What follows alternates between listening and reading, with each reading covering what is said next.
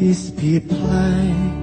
អាណៃសែនស្រងលេឃើញស្ពានខ្ពស់ៗបែបនេះមាននៅណាឆ្ងាយគឺនៅក្នុងទឹកដីស្រុកវាវែងខេត្តពោធិ៍សាត់យើងនឹង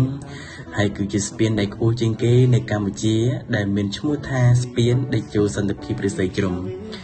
ដែលមានកម្ពស់90ម៉ែត្រប្រវែង537ម៉ែត្រទទឹង10ម៉ែត្រដែលមានទីតាំងស្ថិតនៅក្នុងភូមិឆៃឡុក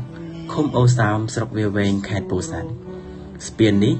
ស្ថិតនៅក្នុងគម្រោងសាងសង់ផ្លូវជាតិលេខ10ដែលតភ្ជាប់ពីខេត្តបាត់ដំបងពោធិ៍សាត់និងកោះកុងស្ពាននេះស្ថិតនៅក្នុងភូមិសាស្ត្រដែលមានទេសភាពធម្មជាតិអំណោយផលដ៏ស្រស់ត្រកាលដែលទាក់ទាញភ្ញៀវទេសចរជាច្រើនមកទស្សនាគេក៏បានរៀបចំឲ្យមាននៅទីលានសម្រាប់សម្ចតថតរូបអនុស្សាវរីយ៍នៅចំណុចកណ្ដាលស្ពានផងដែរប្រសិនជាបងប្អូនដែលជាអ្នកចូលចិត្តទេសចរដែលមានលក្ខណៈធម្មជាតិពេលព្រឹក្សាមានស្ទឹងមានអូសោមនឹងហើយគឺជាតំបន់ទេសចរដែលល្អបំផុតសម្រាប់អ្នកទាំងអស់គ្នាទៅលេងកម្សាន្តមិនគួររំលងនោះទេហើយនៅអូសោមទៀតសោតមិនខ្វះទេកន្លែងស្នាក់នៅហើយខ្ញុំសូមណែនាំរីសតមួយកន្លែងដែលមានឈ្មោះថា Valley Escape Resort ហើយសម្រាប់បងប្អូនដែលចង់ឈៀលជាមួយធម្មជាតិជាមួយបងប្អូនមិត្តភក្តិអីនៅតំបន់ព្រៃភ្នំហើយខ្ញុំសូមណែនាំនៅរីសតមួយនេះមានទាំងតង់មានទាំងបន្ទប់សម្រាប់បងប្អូនចង់ស្នាក់នៅហើយនៅទីនេះគឺស្អាតមែនទែនហើយខ្ញុំបានសម្រាប់នៅទីនោះមួយយប់គឺ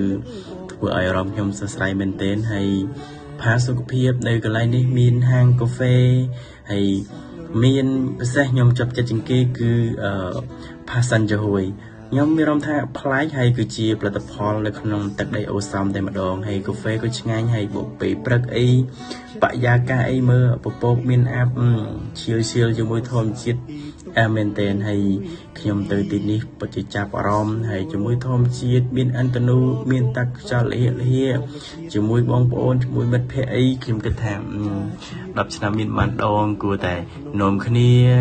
ដែលលេងធ្វើការ stress អីមករកកន្លែងសម្រាប់កាយលំហែអារម្មណ៍អីខ្ញុំគិតថាទីនេះស័ក្តិសមបំផុតហើយសម្រាប់បងប្អូនអ្នកភ្នំពេញមិនថាអ្នកភ្នំពេញអ្នកខេត្តអីទេដែលចង់មកលេងទីនេះគឺមើលពេលយប់ក៏ស្រស់ស្រាយត្រជាក់ពេលយប់មិនបាច់បើកសិនជាអីទេហើយ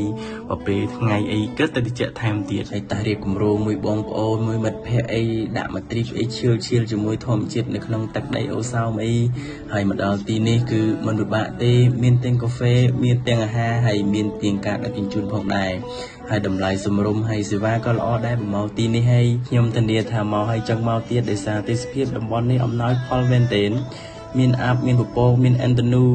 យល់រួមគឺស្រស់ស្អាតមែនទែនហើយបងប្អូនគឺអត់ទៅផ្ទាល់ដឹងថាស្អាតដល់ប៉ុណ្ណាហើយអរគុណសម្រាប់ការទស្សនាលើវីដេអូរបស់ខ្ញុំអរគុណបាយជួបគ្នាវីដេអូក្រោយបាទសូមអរគុណសូមជម្រាបលាសាប់រំពីហើយតាមចិត្តសប្បាយបានស័យបានសាញើផ្ញើវេហាហងខ្ពស់ចិត្តរីករាយមានខលខ្វារសាយទីទុកព្រួយភ័យ